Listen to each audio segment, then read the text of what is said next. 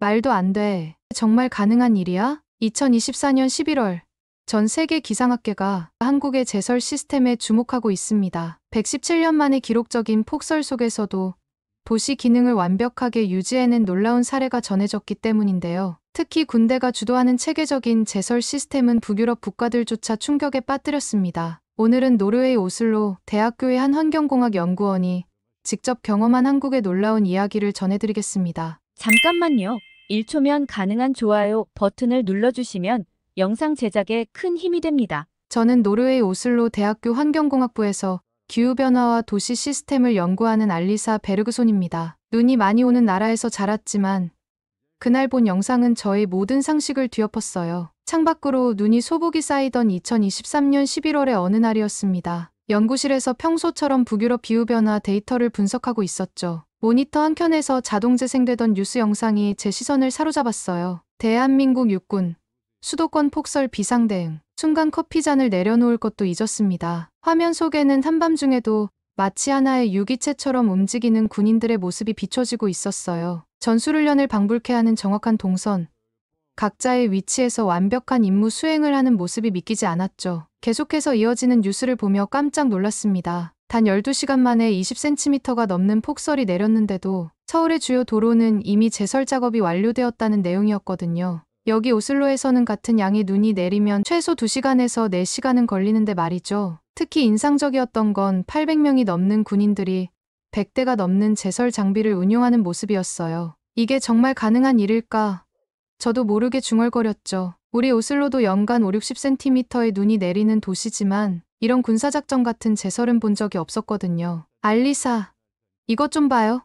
옆자리의 동료 연구원 마르쿠스가 다른 영상을 보여줬어요. 이번에는 시민들이 자발적으로 제설 작업에 참여하는 모습이었죠. 상점 주인들은 가게 앞을, 주민들은 골목길을 치우고 있었어요. 세상에, 이건 정말 놀랍네요. 2021년 12월, 우리 오슬로에 40cm의 폭설이 내렸을 때가 떠올랐어요. 그때는 하루 종일 도로가 마비되고 기차와 버스 운행이 중단됐었죠. 하지만 화면 속 서울은 달랐어요. 군대와 시민들의 협력으로 도시가 놀라운 속도로 정상을 되찾아가고 있었거든요. 저는 바로 노트북을 열었어요. 환경공학부에서 진행 중이던 기후변화 시대의 도시 레질리언스 프로젝트와 완벽하게 맞아떨어지는 사례였거든요. 특히 제가 연구하던 제설 시스템의 효율성 개선 주제와도 딱 맞았죠. 이거 정말 대단해요. 한국의 제설 시스템을 직접 연구해보면 어떨까요? 마르쿠스의 제안에 저는 고개를 끄덕였어요. 그리고 그날 밤 연구 계획서를 작성하기 시작했습니다. 117년 만에 기록적인 폭설 속에서도 도시 기능을 유지한 한국의 사례는 분명 전 세계 도시들에게 귀중한 교훈이 될 거라고 확신했거든요. 출국을 준비하면서 오슬로의 제설 데이터를 다시 한번 검토했어요. 우리는 연간 5, 60cm의 눈이 내리는 동안 평균 4시간에서 6시간이 걸렸고 도시 기능이 완전히 회복되기까지는 때로 며칠이 걸리기도 했어요. 반면 서울은 12시간 만에 모든 것을 정상화시켰다는 게 믿기지 않았죠. 과연 어떤 비결이 있는 건지 그 해답을 찾기 위해 저는 설레는 마음으로 한국으로 출발했습니다. 한국에 도착한 첫날, 일기예보는 또다시 폭설을 예고하고 있었습니다. 인천공항에 내린 순간부터 느껴지는 한국의 체계적인 시스템에 감탄했어요. 활주로 주변에는 이미 제설 장비들이 대기하고 있었고 공항 터미널에는 실시간으로 기상 상황과 대응 체계가 안내되고 있었죠. 세상에, 아직 눈도 안 왔는데 벌써부터 저도 모르게 감탄사가 나왔습니다. 공항에서 서울로 가는 리무진 버스 안에서 보니 도로 곳곳에 염화칼슘이 미리 뿌려져 있었고 제설차들이 거점 위치에서 대기하고 있었거든요. 예방적 차원의 제설 준비가 이렇게 철저한 것은 처음 봤어요. 서울 시내에 도착하자마자 놀라운 광경이 펼쳐졌습니다. 전광판마다 실시간 기상 정보와 함께 제설 작업 현황이 업데이트되고 있었어요. 특히 274개의 제설 취약 지점을 중심으로 이루어지는 체계적인 모니터링 시스템은 정말 인상적이었습니다. 호텔에 체크인하고 창밖을 보니 하늘에서 눈송이가 날리기 시작했어요. 평소 같았다면 그저 아름답게만 보였을 광경이었지만 이번엔 달랐습니다. 연구자의 시선으로 바라보니 도시 전체가 하나의 거대한 실험실처럼 느껴졌거든요. 밤이 깊어갈수록 눈은 더욱 거세졌습니다. 창밖으로 보이는 도로는 순식간에 하얗게 변했어요. 그런데 놀라운 건 그때부터였습니다. 새벽 3시, 갑자기 거리가 분주해지기 시작했어요. 대형 제설차 수백 대가 마치 약속이라도 한 듯 일제히 움직이기 시작했거든요. 이건 정말 믿을 수 없군요. 제설차들은 효율적으로 구역을 나눠 작업을 시작했고 뒤이어 군 제설부대가 투입되었습니다. 특히 놀라웠던 건 8,000톤에 달하는 염화칼슘과 4,000개의 모래주머니가 과학적으로 배분되어 사용되고 있다는 점이었어요. 아침이 되자 도로는 이미 깨끗하게 정리되어 있었습니다. 출근길 시민들은 평소와 다름없이 움직이고 있었고 대중교통도 정상 운행되고 있었죠. 오슬로였다면 아마 도시가 마비되었을 이 상황에 서울은 마치 아무 일도 없었다는 듯 평온했어요. 연구자로서 가장 인상 깊었던 건 제설 작업의 단계별 시스템이었습니다. 주요 간선도로부터 시작해 이면도로, 골목길까지 체계적으로 이어지는 작업 순서, 실시간으로 공유되는 작업 현황, 그리고 이에 맞춰 시민들의 발걸음까지 자연스럽게 조율되는 모습이 놀라웠어요. 특히 군부대의 역할이 결정적이었습니다. 200명이 넘는 군인들이 투입되어 전략적 요충지를 중심으로 제설 작업을 진행했어요. 하지만 이게 전부가 아니었어요. 제가 본 것은 시작에 불과했죠. 이후 며칠 동안 저는 더 놀라운 광경들을 목격했답니다. 한국의 제설 시스템은 단순히 눈을 치우는 것이 아닌 도시 전체가 하나 되어 움직이는 거대한 프로젝트였거든요. 다음 날 아침, 본격적인 취재를 위해 준비를 마쳤습니다. 호텔 창가에 서서 어제와는 완전히 다른 서울의 모습을 바라보며 생각에 잠겼어요. 불과 하룻밤 만에 도시의 흔적도 없이 사라진 폭설의 흔적들, 평소와 다름없이 움직이는 시민들의 발걸음, 그리고 여전히 대기 상태를 유지하고 있는 제설 차량들까지. 오슬로였다면 아마 며칠은 더 걸렸을 복구가 하룻밤 만에 이뤄진 것이죠. 이제는 이 놀라운 시스템의 비밀을 파헤칠 차례였습니다. 서울은 과연 어떻게 이런 기적 같은 일을 해낸 걸까요? 그 해답을 찾기 위해 저는 서울시청으로 향했습니다. 서울시 제설 시스템의 핵심은 선제적 대응입니다. 눈이 내리기도 전에 이미 우리는 움직이기 시작하죠. 서울시 재난안전대책본부 김 과장님과의 인터뷰는 이렇게 시작됐습니다. 호텔 로비에서 만난 그는 20년 넘게 서울시 제설 작업을 담당해온 베테랑이었어요. 저희는 적설량에 따라 3단계 대응 체계를 가동합니다. 5cm 미만일 때는 1단계, 5cm 이상으로 대설주의보가 발령되면 2단계, 10cm 이상으로 대설경보가 발령되면 3단계로 격상되죠. 김 과장님의 태블릿에는 서울 전역의 제설 현황이 실시간으로 표시되고 있었어요. 놀라운 것은 이 모든 것이 빅데이터와 AI 기술로 운영된다는 점이었습니다. 기상 패턴 분석부터 최적의 제설 경로 설정까지 모든 것이 과학적으로 이루어지고 있었죠. 제설 차량마다 GPS가 장착되어 실시간으로 위치가 공유되었고 작업 현황은 자동으로 데이터베이스에 기록되었습니다. 김 과장님은 특정 구역의 제설 이력을 보여주셨어요. 시간대별 적설량, 제설제 사용량, 장비 투입 현황까지 모든 것이 정확하게 기록되어 있었죠. 우리는 약 4만 명의 제설 인력과 816대의 제설 차량을 보유하고 있습니다. 6만 9천 톤의 제설제도 준비되어 있고요. 특히 강설 예보가 있으면 3시간 전부터 비상발령을 실시합니다. 숫자를 듣고 깜짝 놀랐어요. 오슬로 전체의 제설 장비를 모두 합쳐도 이 정도 규모는 되지 않을 것 같았거든요. 더구나 출근 시간 전인 새벽 6시, 퇴근 전인 오후 5시까지 제설 작업을 마무리하는 철저한 시간 관리는 정말 인상적이었습니다. 서울시의 제설 작업은 6개 도로사업소와 서울시설공단이 자동차 전용 도로와 한강 교량을 담당하고 각 자치구에서 간선도로와 이면도로를 책임집니다. 특히 상습 결빙 구간에는 특별 경고 시스템을 운영하고 있어요. 보도와 이면도로 같은 취약 지역에는 맞춤형 소형 제설 장비를 투입하고요. 시민들의 안전이 최우선이니까요. 정류소의 버스 정보 안내 단말기와 도로 전광 표지를 통해 실시간으로 교통정보가 시민들에게 전달되는 시스템도 인상적이었습니다. 가장 놀라운 건 시민들의 참여예요. 김 과장님의 얼굴에 자부심이 묻어났습니다. 내 집, 내 점포 앞루는 시민들이 자발적으로 치워요. 대설특보가 발령되면 대중교통 이용도 적극 협조해 주시고요. 태블릿 화면에는 시민들이 제설이 필요한 구역을 신고하는 시스템도 있었어요. 신고가 들어오면 즉시 가까운 제설팀이 출동한다고 했습니다. 민관 군경이 하나의 시스템으로 움직입니다. 이게 우리의 강점이죠. 인터뷰를 마치고 나오는 길에 창밖을 봤어요. 또다시 눈이 내리기 시작하고 있었습니다. 하지만 이제는 불안하지 않았어요. 서울의 제설 시스템이 이미 가동되고 있다는 걸 알고 있었거든요. 창밖으로 보이는 도시는 평온했습니다. 정류장에서는 시민들이 버스를 기다리고 거리에서는 상인들이 가게 문을 열고 있었어요. 4만 명의 제설 인력과 816대의 제설 차량이 대기하고 있다는 사실이 마치 도시에 보이지 않는 방패처럼 느껴졌습니다. 이제 저는 이해할 수 있었어요. 왜 서울이 117년 만에 폭설 속에서도 멈추지 않았는지를. 그것은 단순히 장비와 인력의 문제가 아니었습니다. 시스템과 시민의식이 완벽하게 조화를 이룬 결과였죠. 연구자로서 가장 인상 깊었던 것은 선제적 대응이라는 키워드였습니다. 눈이 내리기도 전에 시작되는 준비, 실시간으로 공유되는 정보, 그리고 이에 즉각적으로 반응하는 시민들의 협조. 이것이야말로 제가 찾던 도시 레질리언스의 완벽한 사례였어요. 역시 직접 와서 보기를 잘했어. 호텔로 돌아오는 길에 중얼거렸습니다. 하지만 이것은 시작에 불과했어요. 다음 날, 저는 더 놀라운 광경을 목격하게 됩니다. 바로 한국의 시민의식이었죠. 새벽부터 내리기 시작한 눈은 아침이 되어도 멈출 기미가 보이지 않았습니다. 호텔 창밖으로 보이는 풍경은 순식간에 하얗게 변해 있었어요. 그런데 더 놀라운 광경이 펼쳐지고 있었습니다. 세상에, 저기 좀 보세요.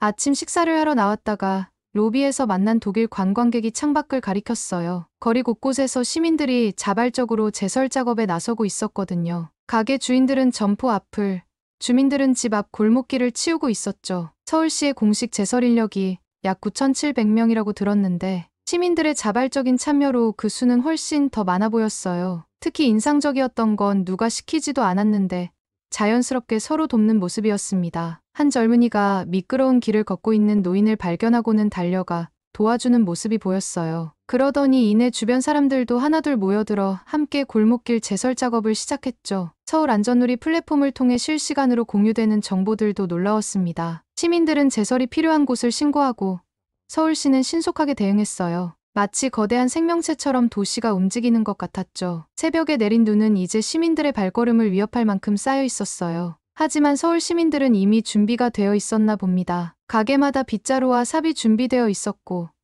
아파트 단지에는 제설 도구가 비치되어 있었어요. 특히 인상적이었던 건 서울 안전누리 플랫폼이었습니다. 시민들은 실시간으로 제설 현황을 확인하고 도움이 필요한 곳을 신고했어요. 한 시민이 신고한 위험구역은 놀랍게도 30분 만에 제설이 완료되었다는 소식을 들었습니다. 자원봉사자들의 활동도 눈부셨어요. 특히 취약계층을 위한 지원이 인상적이었습니다. 노인과 장애인 가구를 중심으로 자원봉사자들이 제설 작업을 도왔고 지역 상인들은 따뜻한 음료를 무상으로 제공했죠. 오슬로에서도 시민들의 제설 참여가 있지만 대부분 자기 집 앞에 한정됩니다. 하지만 서울은 달랐어요. 시민들은 이웃의 구역까지 자연스럽게 도왔고 서로 눈을 치우는 일이 마치 일상적인 문화처럼 보였습니다. 응답소 누리집을 통해 접수되는 시민들의 제안도 흥미로웠어요. 단순한 민원이 아닌 건설적인 제안들이 많았습니다. 제설 사각지대를 알리고 효율적인 제설 방법을 공유하는 등 시민들의 적극적인 참여가 돋보였죠. 체감온도가 영하로 떨어진 이날,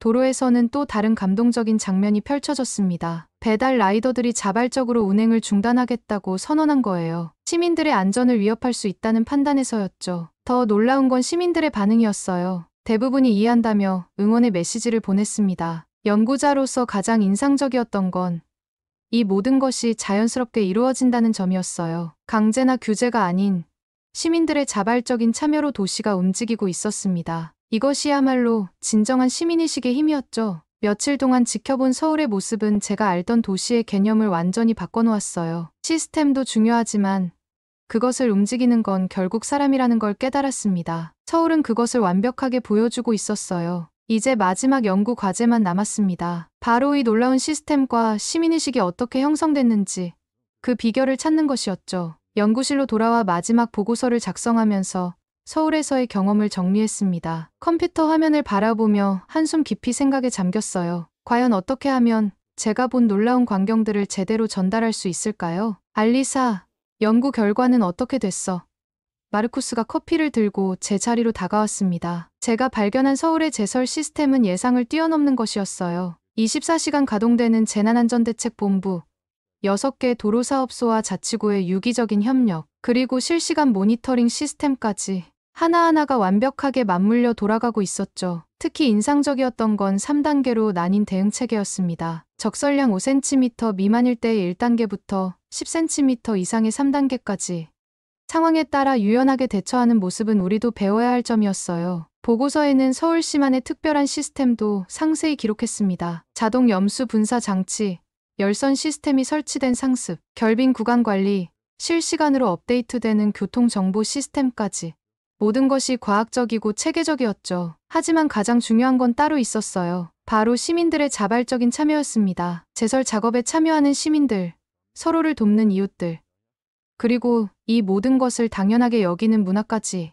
이건 어떤 첨단 시스템으로도 만들어낼 수 없는 것이었죠. 보고서의 마지막 장을 덮으며 깨달았습니다. 서울의 진정한 힘은 시스템과 시민의식의 완벽한 조화에 있다는 것을요. 첨단 장비와 과학적인 시스템도 중요하지만 그것을 움직이는 건 결국 사람이라는 걸 서울은 완벽하게 보여주었습니다. 이제 제 연구는 끝났지만 이것은 새로운 시작일 것 같아요. 서울이 보여준 가능성은 전 세계 도시들에게 새로운 영감을 줄 수 있을 테니까요. 창밖으로 내리는 오슬로의 눈을 바라보며 생각했습니다. 우리도 언젠가 서울처럼 될 수 있을까? 며칠 전 한국에서 찍은 사진들을 다시 한번 살펴보았어요. 서울시 전체를 연결하는 실시간 정보망, 도로 전광 표지와 버스 정보 안내 단말기를 통한 즉각적인 정보 전달, 시민들의 신고에 바로 대응하는 시스템까지.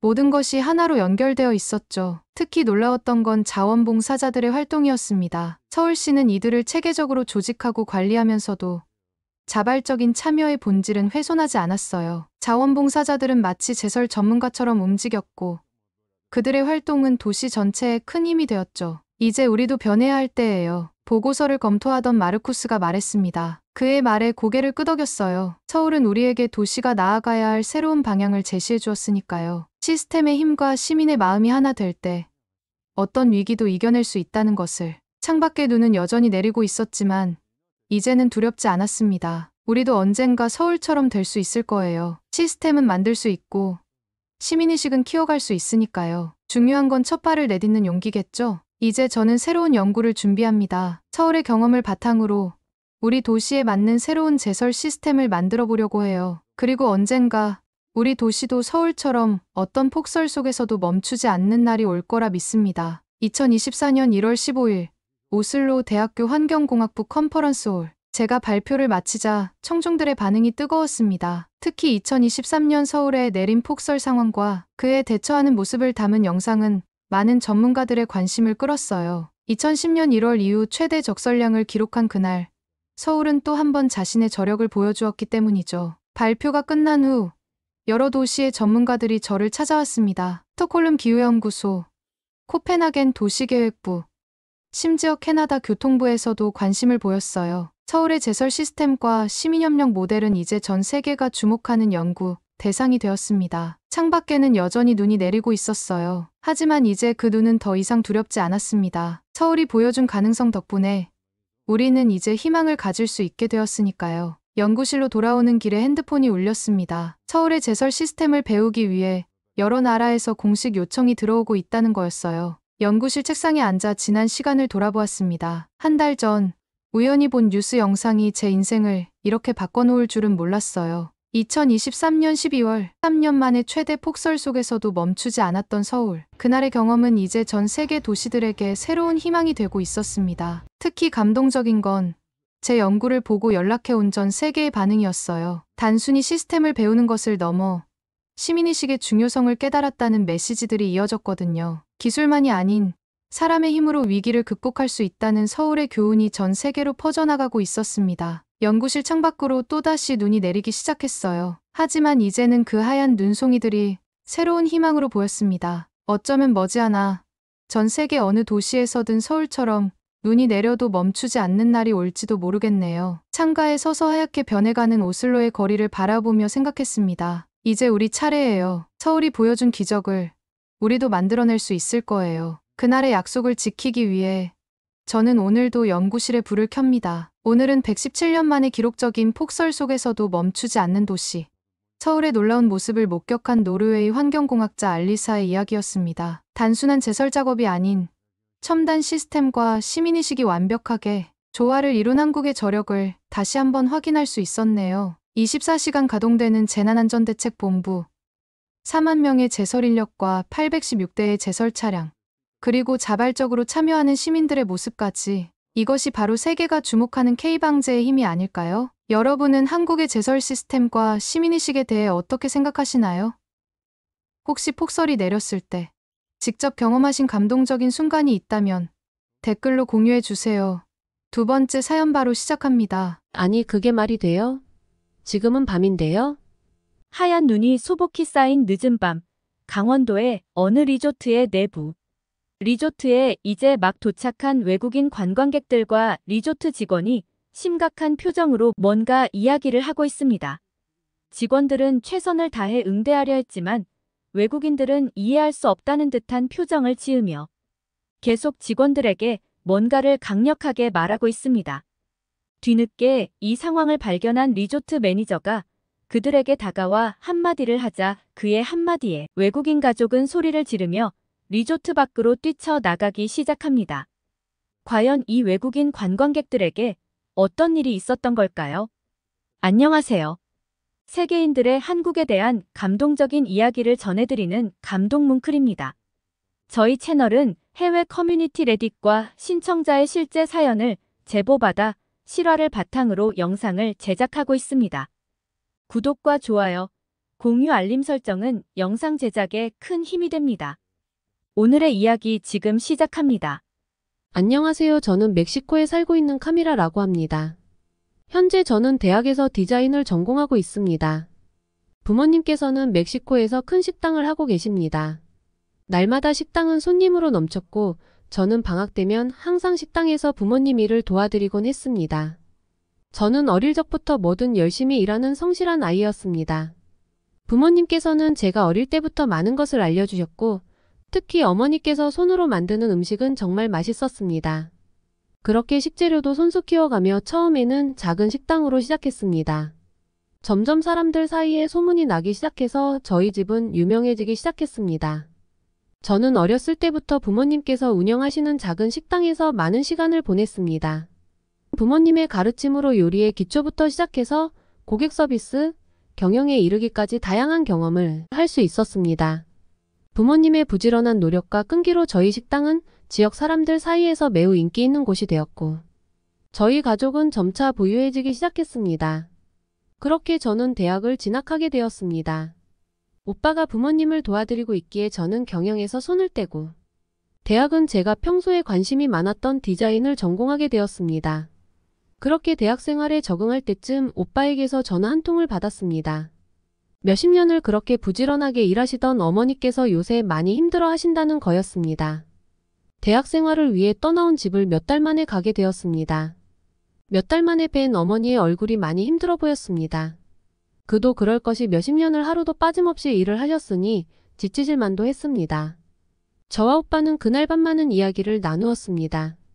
그래서 이번 겨울에는 부모님이 반대하셔도 무조건 부모님과 함께 가족여행을 가기로 계획을 세웠습니다. 부모님께서는 1년 365일 동안 저희를 위해서 하루도 빠짐없이 식당을 여시며 일에 매진하여 살아오셨습니다. 저와 오빠의 대학 등록금과 용돈, 게다가 저는 따로 나와 사니 제 생활비까지 모두 부모님께서 해주셨기에 아마 하루도 쉴 수가 없으셨을 겁니다. 저와 오빠도 방학 때 아르바이트를 하기는 했지만 저희가 다니는 대학이 국립이 아닌 사립대학이다 보니 등록금만 해도 어마어마해서 아마 더 쉴 새 없이 일을 하셨을 겁니다. 하지만 부모님 건강보다 더 중요한 것은 없다고 생각했기에 오빠와 제가 그동안 모아놓은 돈을 가지고 가족여행을 계획한 것이었습니다. 저와 오빠는 가족들이 모인 자리에서 이제 부모님께서 연세도 있으시고 하시니 어느 정도의 휴식이 필요하다고 말씀드리면서 이제껏 한 번도 다 같이 가족여행을 간 적이 없으니 이제 우리 가족만의 시간을 가지는 것도 중요하다고 말씀드렸습니다. 그리고 이제 오빠도 졸업을 하니 오빠에게 식당 경영을 맡기고 부모님께서는 이제 부모님의 생활을 누리시라고 오빠가 부모님을 설득했습니다. 처음에 완강하게 거부하시던 어머니께서도 오빠와 저의 진심을 아시고 이제부터라도 1년에 한 번 정도는 식당 문을 닫고 가족여행을 다니는 것에 찬성하셨습니다. 평생을 멕시코에서만 살아왔던 저는 해외여행이라는 새로운 경험에 벌써부터 마음이 두근거렸습니다. 이런 느낌은 저만이 아니었어요. 어머님께서는 이제 나이를 더 먹으면 먼 나라는 더 못 가게 될 것 같으니 한 살이라도 젊을 때 멕시코가 아닌 다른 먼 나라로 가보고 싶으시다고 하셨습니다. 그래서 저는 대학 다니면서 한국어 학원에서 일했던 경험을 떠올리면서 부모님께 한국이라는 나라에 대해 설명해 드렸습니다.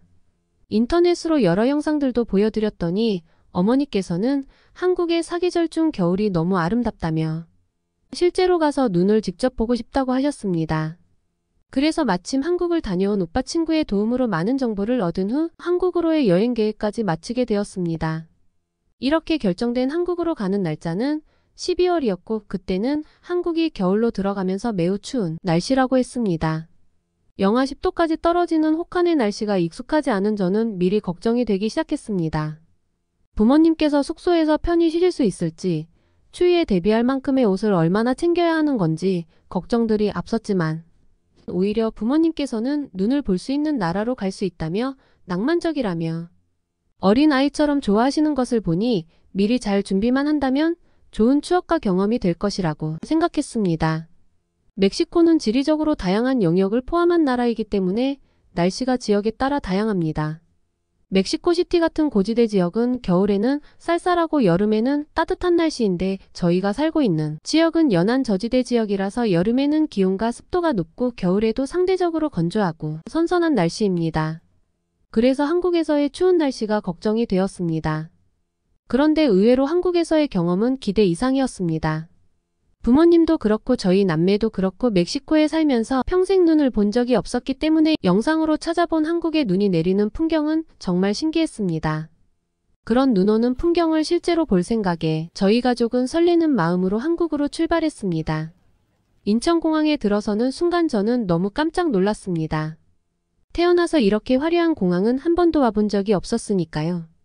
엄청난 개방감과 통유리로 되어 있는 통로를 본 순간 역시 한국에 오길 잘한 것 같다는 생각을 했습니다. 멕시코의 공항은 시설이 많이 노후화되어 있어서 쾌적하지 못하고 불편한 점이 많거든요. 부모님께서도 인천공항의 엄청난 규모와 외관이 놀랍다고 하시더라고요. 거대하고 현대적인 건물은 마치 우주선을 연상시켰고 은은한 빛이 공항 전체를 빛나게 해주고 있었습니다. 마치 거대한 예술작품 같았습니다.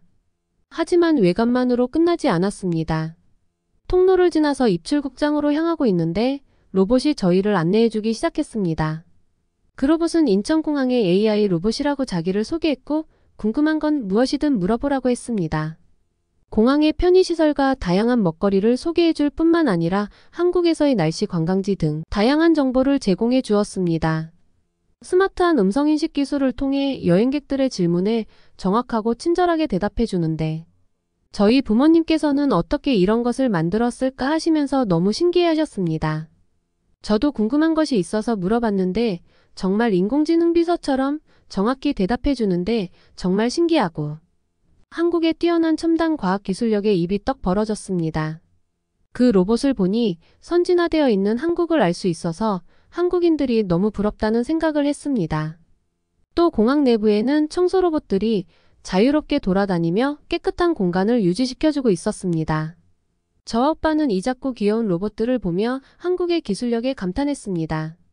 마치 미래 과학 소설에서만 볼 수 있을 것 같은 풍경이 내 눈앞에서 펼쳐지고 있는 것을 보고 정말 신기했습니다. 이런 첨단 기술이 실제로 쓰이는 모습을 보니 한국은 얼마나 선두적인 기술을 가진 나라인지를 실감했습니다. 그리고 이런 편리함을 누리는 한국 사람들의 창의력과 노력에 한국 사람들이 너무 대단하게 느껴졌습니다. 21세기에 살아가는 현대적인 모습에 놀라움을 금치 못하며 한국은 멕시코보다 최소 몇십 년은 앞서 나가고 있는 것 같은 느낌이었습니다. 그렇게 입출국장으로 가서 입출국을 기다리며 대기하고 있는데 생각보다 사람이 많아서 시간이 걸리겠다고 생각했지만 그건 저의 크나큰 착각이었습니다. 제 앞에서 대기하고 있는 사람들은 순식간에 줄기 시작했고 얼마 되지 않아서 저희 가족은 바로 입출국 심사를 받았습니다. 너무 빠른 절차가 편리했습니다. 심사원은 마지막에 한국에서 즐거운 여행을 보내라며 친절하게 인사까지 해줬습니다. 그렇게 인상적인 인천국제공항을 떠나 부모님과 함께 스키장이 있는 리조트로 향했습니다.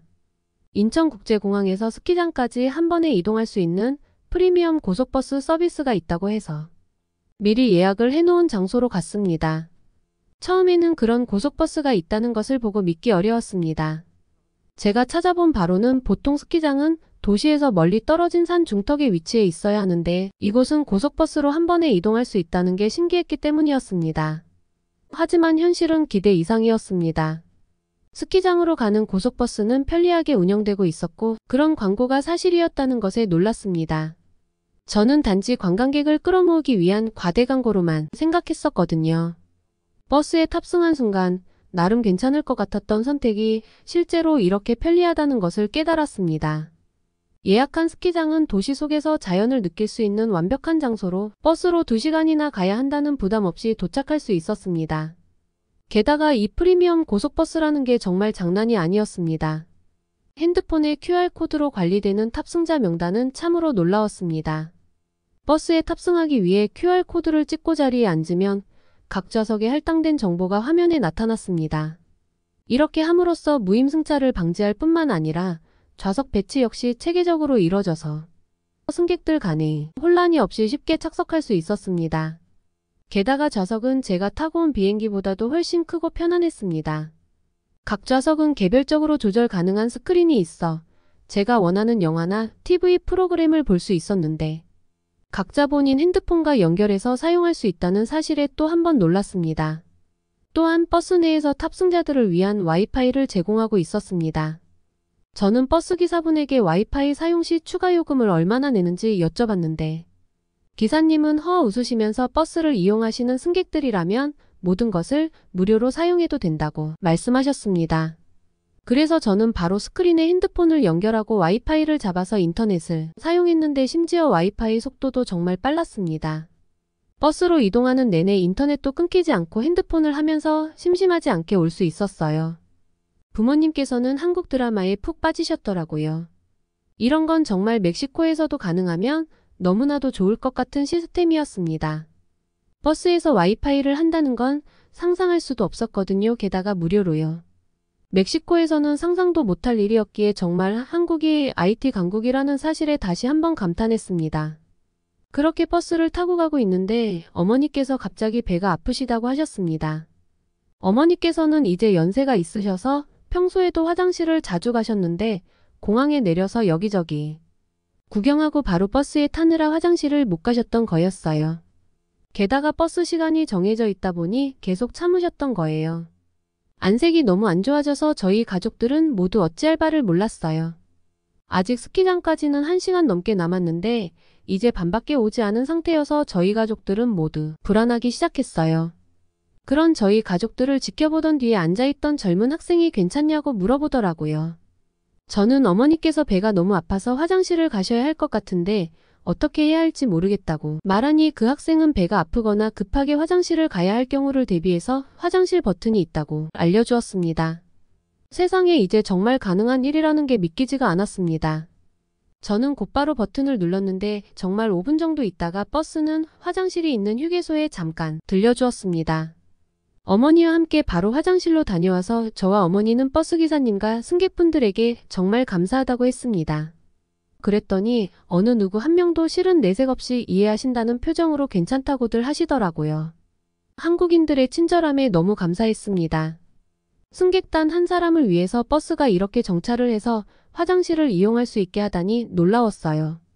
그렇게 버스에서 내리자마자 저의 예상을 완전히 뒤엎는 풍경이 나타났습니다. 그저 관광객을 끌기 위한 과대 광고라고 생각했었는데 저의 예상은 완전히 빗나갔습니다. 정말로 바로 눈앞에 스키장이 보이는 거였어요. 어떻게 공항에서 버스로 한 번 타고 왔을 뿐인데 이렇게 멋진 스키장을 바로 볼 수 있는지 저의 상식을 뛰어넘는 놀라움에 저와 오빠는 한국이 정말로 대단하다고 연신 감탄할 수밖에 없었습니다. 그렇게 도착한 스키장 옆 리조트에서 해가 저물어가는 저녁 풍경에 저희 가족은 안타까움이 깊어졌습니다. 비행시간이 예상보다 긴 것도 있었지만 비행기에서 스키장까지 오는 동안의 여정이 길어서 스키를 즐길 시간이 부족했습니다. 하는 수 없이 숙소에서 하룻밤 자고 내일부터 스키를 탈 수 있겠구나 생각하고 그렇게 아쉬운 마음을 안고 저희 가족은 리조트로 향했습니다.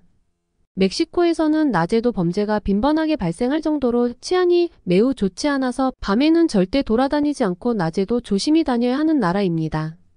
그런 나라에서 평생 사셨던 어머니께서는 그래도 한국이 멕시코보다는 낫지 않냐고 하시면서 멕시코에서는 이렇게 밤에는 돌아다니는 것은 꿈도 못 꾸는 일이지 않냐며 이것만으로도 행복하다며 좋게 생각하자고 하셨습니다. 여행 오기 전 조사한 것처럼 한국은 밤에도 안전하게 다닐 수 있는 나라라고 했던 것을 직접 제가 체험하니 너무 신기했습니다.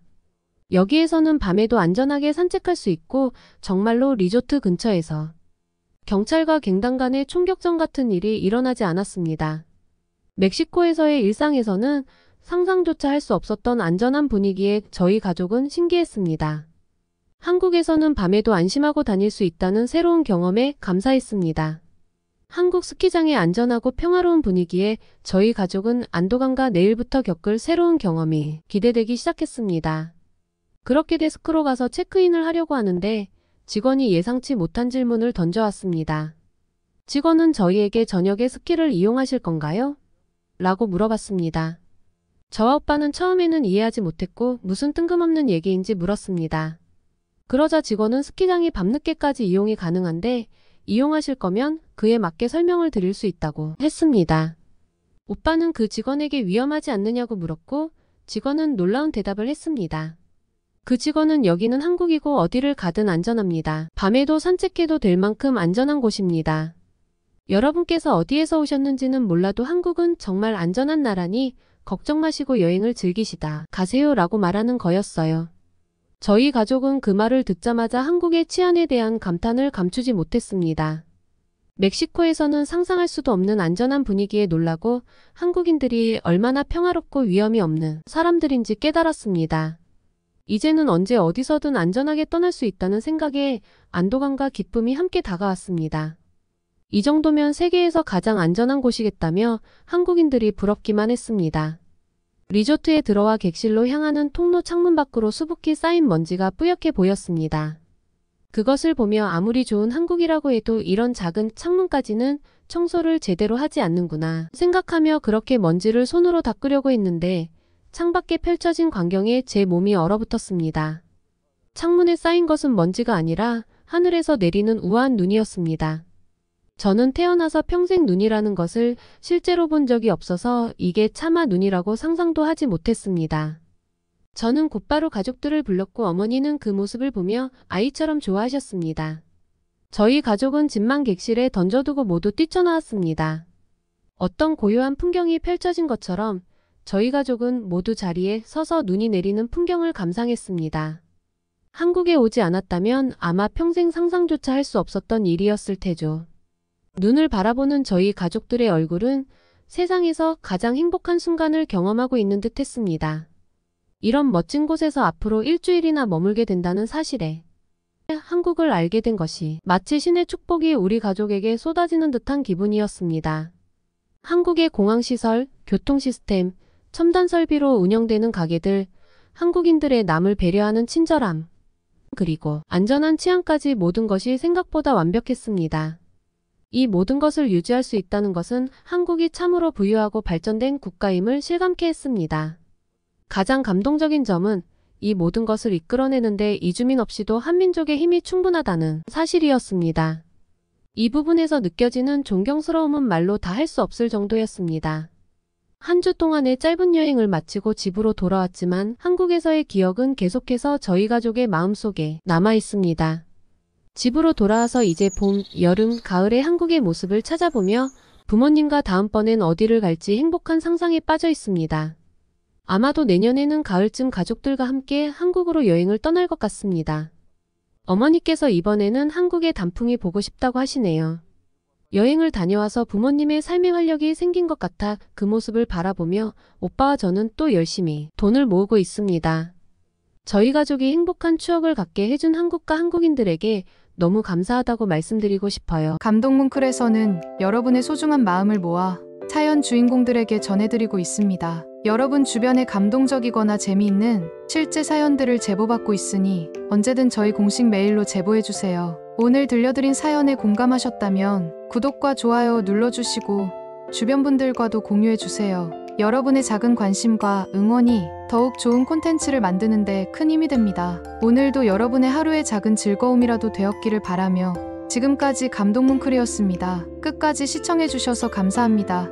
다음에 더 감동적인 사연으로 찾아뵙겠습니다.